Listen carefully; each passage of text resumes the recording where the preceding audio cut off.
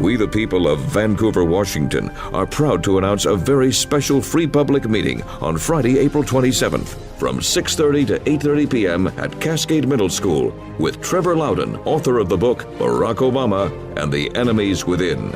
We encourage everyone and anyone to join us. Get more details by liking We the People of Vancouver, Washington on Facebook or by visiting wepeeps.org. David and Donna have been married 35 years in June. They've raised their 3 loving daughters, all grown and college graduates, 2 married with 1 to go. They have 1 granddaughter, 1 grandson so far, and enjoying grandpahood. Nuclear-trained U.S. Navy veteran who served aboard our fast attack submarines. Lived in east side of Clark County with businesses in Vancouver City for 22 years. Outspoken citizen advocate, we've all seen David. Supporting more sensible, practical use of our tax dollars and restoring servant leadership to government that listens to the people. And that whole gavel down thing, remember that? That was David. She was trying to gavel down with David. Okay. So David, wherever you are, there you are, come on up.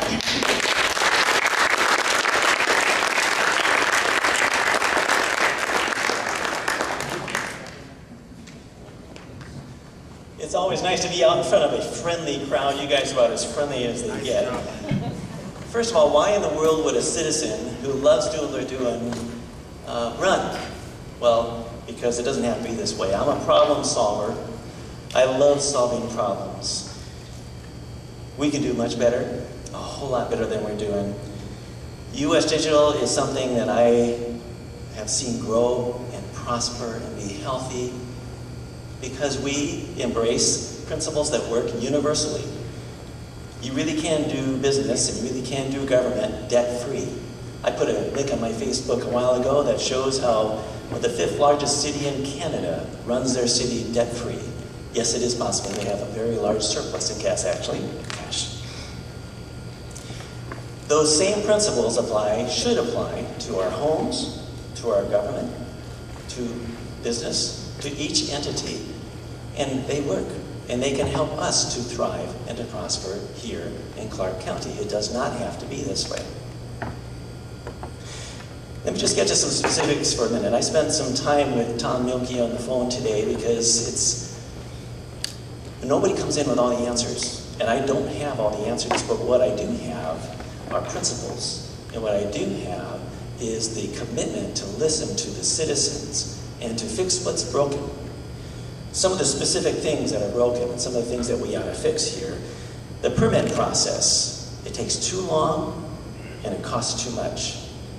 It could cost $940,000 just for impact fees, just for traffic impact fees for Chuck's Produce.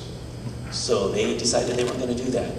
But still, that should not happen. We have very good roads. We have very good infrastructure here, and we have shrunk. And at this time especially, we don't need to keep putting those barriers up to drive businesses away. We can do much better. The county has done some things right, but we can do a whole lot more right. For instance, they say jobs, jobs. Well, they've done kind of a token, feeble kind of an effort in one direction. They say, if you want to hire 15 people or more, then we'll waive some of your impact fees. What's the effect of that then? Hardly anything. Why don't we open the floodgates and remove those impact fees to the degree that it's lawfully able, that we're able to do that. Let's open the floodgates. If we made it a priority to bring jobs, the government doesn't do it, businesses do that, to allow businesses to bring jobs to our area, we'd find a way to do it. I'm committed to do that at the county level. And it's not rocket science. It's a lot of work, but we can do it. Overregulation is another big one. The state mandates and the federal mandates a number of regulations that we have to be able to conform to, but much of that interpretation is up to us. And the people that we hire at the county level can be activists, just like we can bring and appoint activist judges, but we can appoint activist bureaucrats as well that kind of define things by fiat. Say, well, if you plant 300 trees here, then maybe you can build your house a little bit closer to the wetlands. That kind of stuff should not be happening, but it is. If that kind of thing does happen, I didn't realize until I talked with Tom Mielke today that virtually every permit goes by the eyes of the county commissioners. And they review them, and they're aware of what's going on. And they can walk things through if they want to. And there's a bunch of nonsense that goes on in the permitting process. A whole bunch of requirements and obstacles, burdens that get put onto citizens that want to expand, that want to grow, people that want to build their homes. And I would say, that cell phone here, I published that. I've been publishing that for about 2 years. Hardly anybody calls me.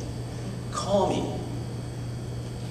If there be any way that a county commissioner can serve you and listen to you and walk that process through and get rid of the nonsense, call me, because I'll do it.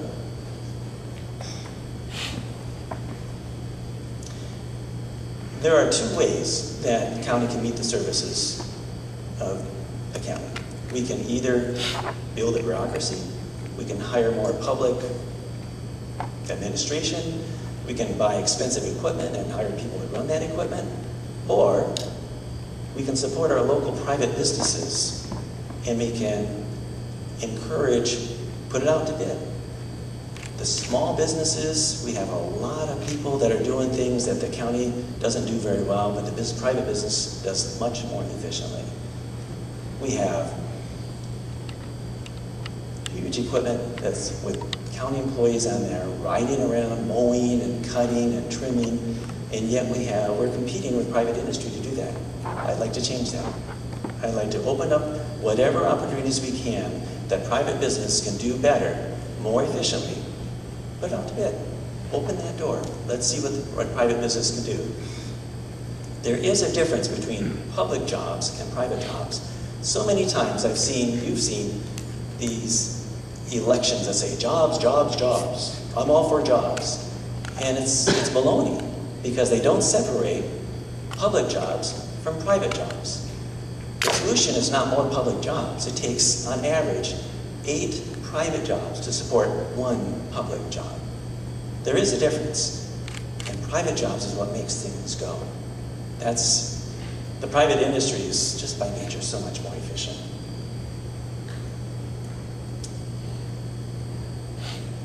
Tiffany Couch, how many of you know her? Okay, that's good, about half of you. For the other half of you, Tiffany Couch is a forensic accountant who's local, and she understands numbers, and she, for her business, her expertise, she audits and she finds what's wrong and what's right. Cities, governments, school budgets, any kind of budget, and she is in great demand, and she lives right here in Vancouver. And she has done us a great service in digging out and finding out what in the world is going on with the CRC and finding out that the numbers don't add up at all. $15 million is missing. I've engaged her services to go through all the records of the county, all the financial records, and she's still sorting through that stuff. And what she is going to present is not just something for my eyes. It's something that should paint its own picture and tell its own truth and reveal to the county what's the state of the county and what are our finances doing and how can we tune things up.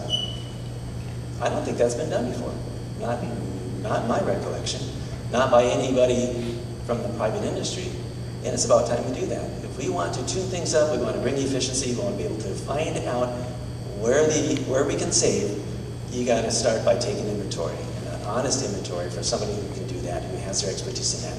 TV can do that.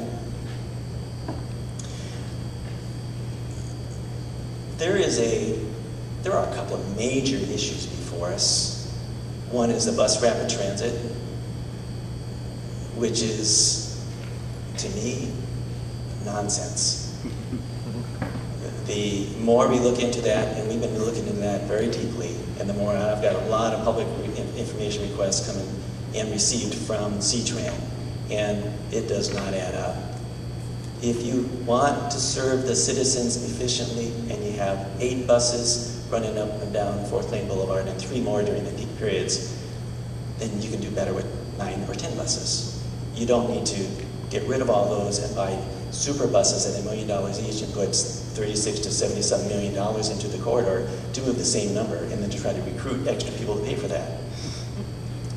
C-Tran has 108 buses that are out in service during peak hours.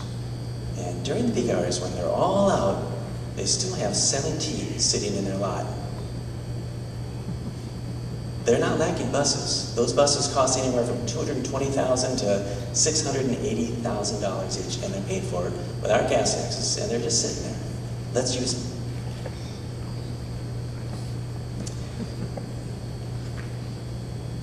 There have been a number of specifics that will come to light as we go. This is a discovery process that we can change. We can open our eyes, we can see what's going on. And it takes citizens, and it takes business people to jump in, fill the gap, provide more efficient, effective solutions. There was a thought, and I just got it. In 1995, we had a light rail vote that was county-wide, and the county turned it down. And nobody's brought that up. There's a very important aspect about that, and that is that we can have a county-wide vote, again, the same vote, the same way. And it doesn't depend on C-Tran. It can be done by the county. Why don't we do that?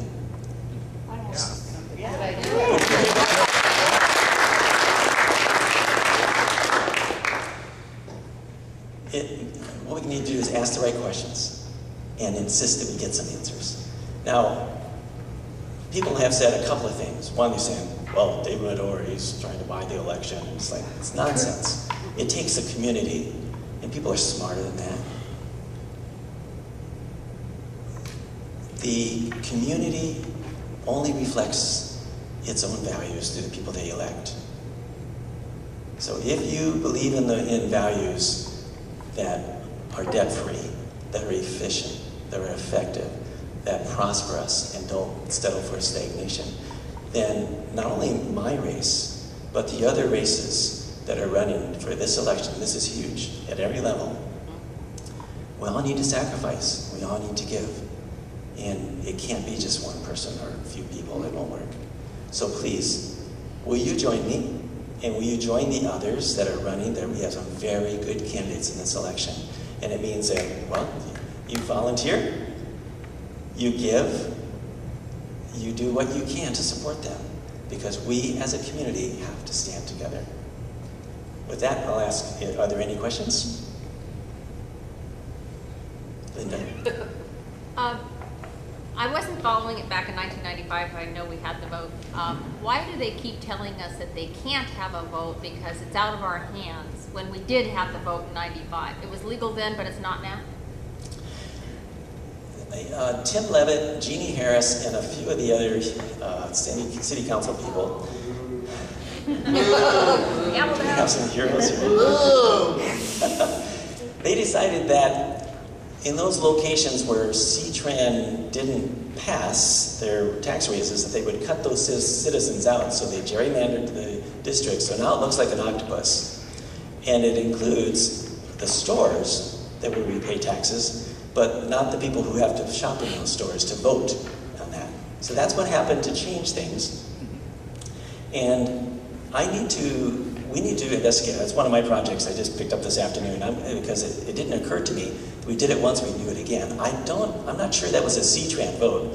I think that might have been a county vote. If it was a county vote, that hasn't changed. Right. We can still have a county vote on that and go through the same process. It hardly costs anything. We can do that again. Hopefully, if it's a county vote, we'll make it happen. Any other questions? Okay. Wow. I'm done. Wow. Gee. Already sold on it.